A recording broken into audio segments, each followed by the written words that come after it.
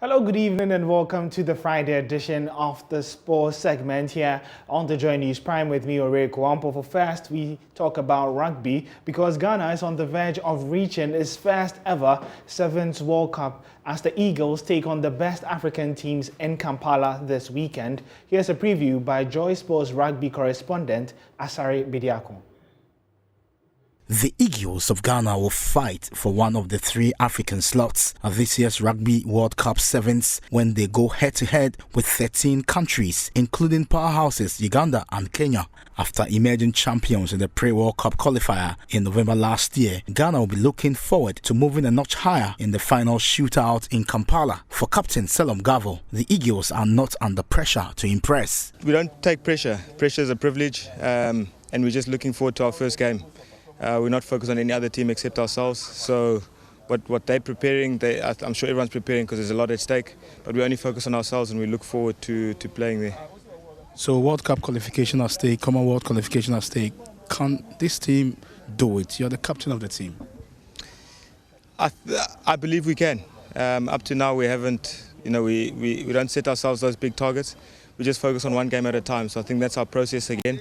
Focus on the first game against Namibia, and then we'll take it from there. Whatever happens will happen, and what must be will be. What will be the key to success in Uganda? I think just enjoying every moment. We've seen in the past when we enjoy ourselves, we do well. So from our side, I think it's just about enjoying it and putting together what the coach has planned. And then that will bring us success.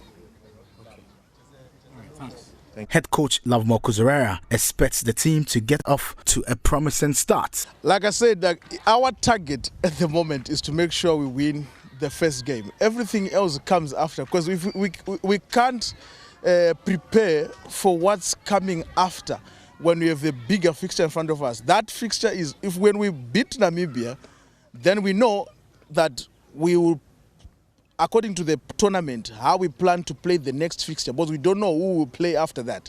So at the moment, what we can plan is towards the game against Namibia.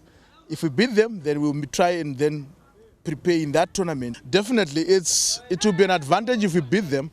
Nobody takes us lightly, because that's Africa #1. If we beat them, then everybody else will also take us serious. And for us, it's a confidence booster that going into the tournament, then we know that we can fairly meet anybody and we can also perform better.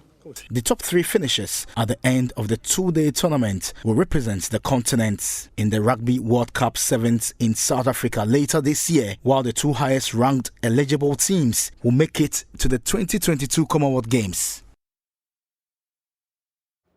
Let's now do some football, where defending champions Accra Heart of Oak were in impressive form against Accra Lions, securing a comfortable 3-0 win at the Accra Sports Stadium in the match week 26 fixture of the Ghana Premier League. Daniel Banye scored 2 goals for the Phobians. Referee whistles, game underway here at the Accra Sports Stadium. Samari delivers, and Amankwa is very alert on that side. Owuraku Ampofo Jr. Here is Salifu. Apiakubi now. Daniel Banye makes it 1-0 for the Phobians. Apiakubi applied the save, but Banye was on hand to apply the finishing touch from the rebound. And Salifu, this is what Heart of Oak have missed in this side. A player who's got the ability to wiggle around bodies, who's got an imagination. Here they come again, Heart of Oak. Now Ampofo Jr. Brilliant save from Apiakubi. And Banye will go to congratulate him. That's an amazing save. Referee whistles. Hamidou delivers. Deflects off the wall for a corner. That's a nasty challenge. Yeah, look at how high he gets. And he catches him on his ankle. That is a reckless challenge of the game he's trying to prevent. Now the referee is going to give the card, and it's a red card, yes.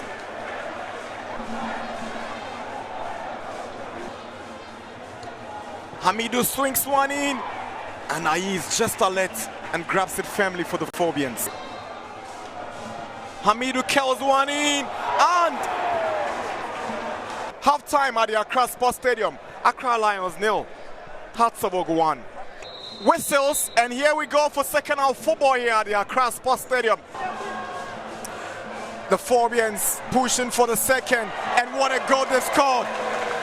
Yeah, one moment they are defending, at that moment they are finishing it. But the goalkeeper is already, wrong-footed. He can't, even though it's not the most powerful effort. Samari's delivery. Good goalkeeping from Ayi. But it's Hatsabok still pushing for the third. Good goalkeeping and great defending from Amu Mensah. Muntari's corner. Oh, that's the third goal. Daniel Afriyabani gets his brace. It has been game over for a while, but this one is the icing on the cake. Muntari's whip on the ball is really good. And he falls perfectly on the head of Bani. Bani didn't even need to really jump. Dreams has the next game. It's over. Accra Lions 0. Hatsabok 3.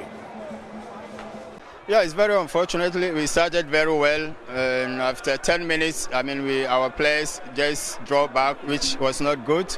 And also the red card that we received, it was very, very, stupid from our player, excuse me to say. So that's what changed the game.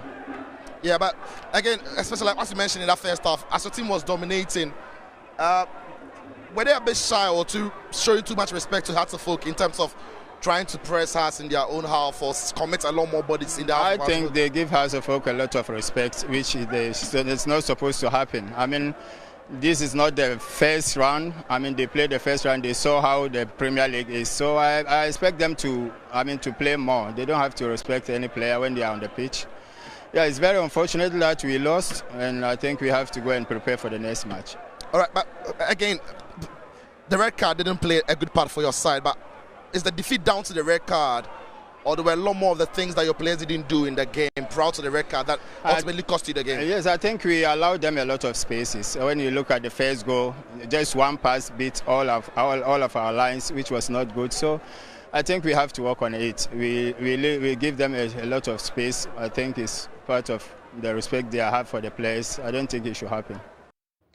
So one fixture down, we do have 8 more to go in terms of games to look forward to in the Ghana Premier League match week 26. And let's get a full complement of the matches to look forward to this weekend. Hatsabok beaten Accra Lions comprehensively this afternoon, Friday. But there will be one game on Saturday when Great Olympics welcome Ashanti Gold. Dreams FC begin a new era under Ignatius Ofosusé, who's been appointed as the manager of the club, as they welcome Ken Faisal, who are struggling and lurking in and around the relegation zone. BBNE Gold Stars would also be at home against 11 Wonders, who picked up 3 crucial points against Bechem last time out. Berkum Chelsea would be at home against Aduana Stars. Wafa travel all the way to Mediama as they look to continue their resurgence and possibly a great escape from relegation, as Real Tamale United, despite their financial struggles, are expected to honor their away game against Elmina Sharks. League leaders Asante Kotoko would host Legon Cities. Then there's Monday football when Bechem United look to return to winning ways against Kerala United. Well, as we saw, Ken Faisal would be traveling all the way to face Dreams FC. And one team that started on a promising note was the Isha Allah Boys. Now, the Kumasi-based team was in superb form at the start of the season, with many touting them as title contenders. But their performance have taken a nosedive, resulting in a dismissal of their former head coach, Nuruddin Amadou. The man has been talking to Joy Sports about what exactly caused the dip in form for Ken Faisal. Complacency, and then including everybody. I was the only person who always was still very fearful that, look, it's not about being there, it's about how you sustain it. And so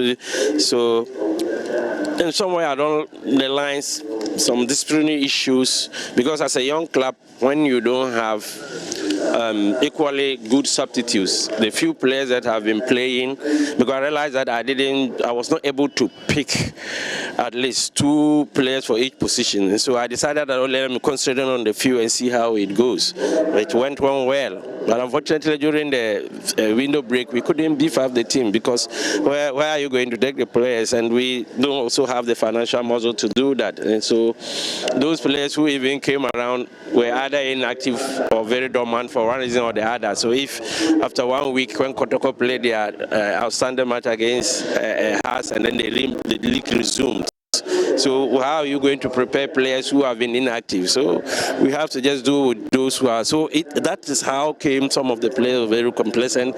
And when they were playing, they that we are the only people who have been playing. And that for me, it was very, very worrying. And I knew that it played a very major negative in our. But I think there were some key players that they seem to have had issues with, and you decided to rather bench them instead of letting them start. Yeah, if you have disciplinary issues with players and the other players, you have to try them because football is sometimes about taking risks. If you have disciplinary issues and players are complacent, and what do? Sometimes you have to take risks and bench those who are very key because they didn't behave professionally, and that is the reason why this team started. Because I believe that if you've been playing consistently and the results are there, what do? You intensify your effort.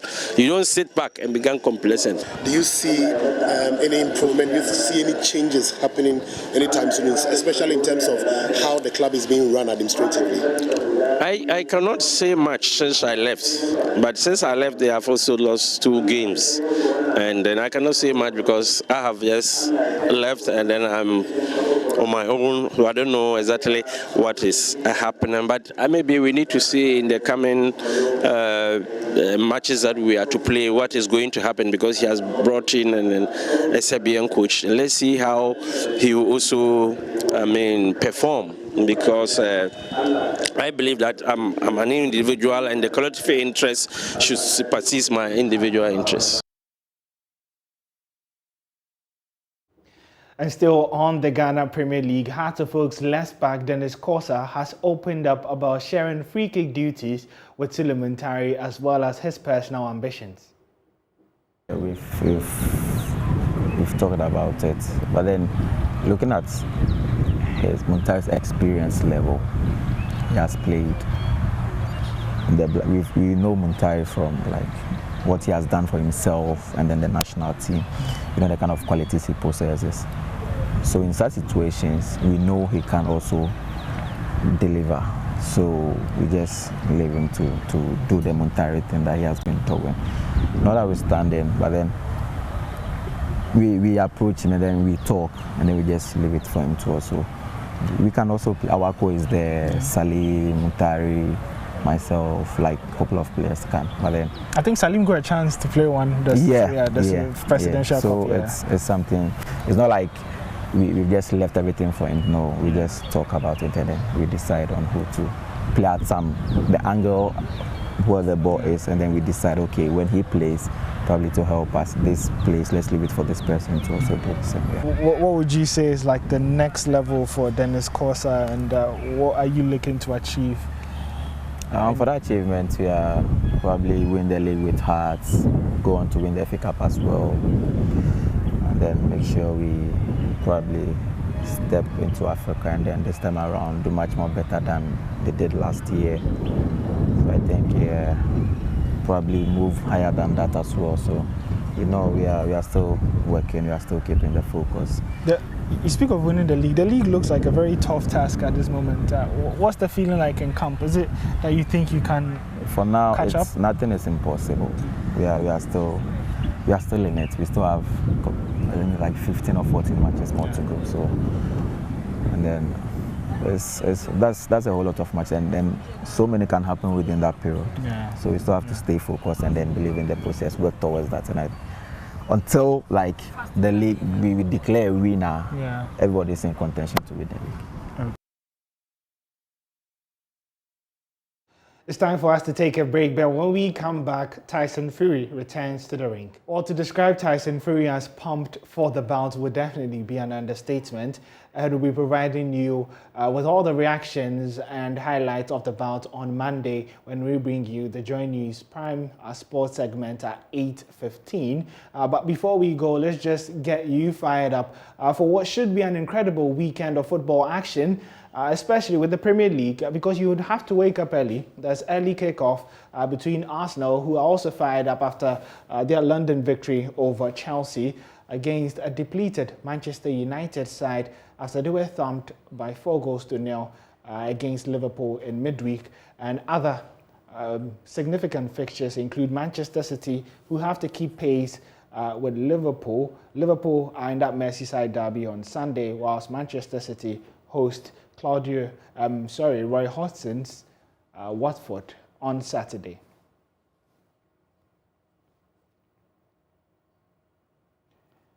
In Serie A, it looks like the 3-horse race could possibly go to the end of the season. AC Milan faced a tough test despite being on top, travel away to Lazio, and then Napoli would also be away from home against Empoli, and then Inter Milan would also be at home to Jose Mourinho's AS Roma. So on paper, looks like very difficult trips and games for the top 3 teams in Italy, who are just separated by a couple of points.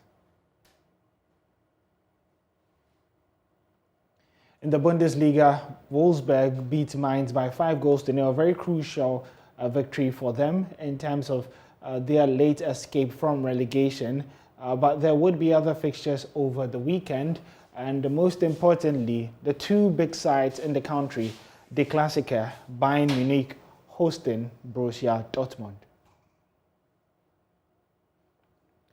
And in the French Ligue A, Paris Saint-Germain could possibly win the Ligue A trophy this weekend if they beat Lens at home, and Marseille, who are second and still keeping Paris Saint-Germain in check, travel to face Reims.